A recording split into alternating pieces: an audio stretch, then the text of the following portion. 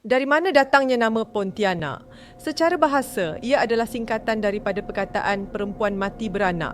Mitos orang dulu-dulu percaya wanita yang meninggal dunia ketika bersalin akan bangkit semula menjadi hantu ni sebab tak tenang atau sebab ada benda yang tak siap.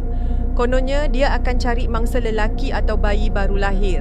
Sebab tu wujud mitos karut kena paku leher dia supaya dia jadi wanita cantik semula. Tapi hakikatnya dalam Islam, wanita yang meninggal dunia kerana melahirkan anak, tarafnya adalah mati syahid. Roh mereka mulia ditempatkan di tempat yang baik. Mereka takkan jadi hantu merayau cari paku. Jadi Pontianak yang orang nampak tu apa? Itu adalah qarin atau jin yang mengambil kesempatan.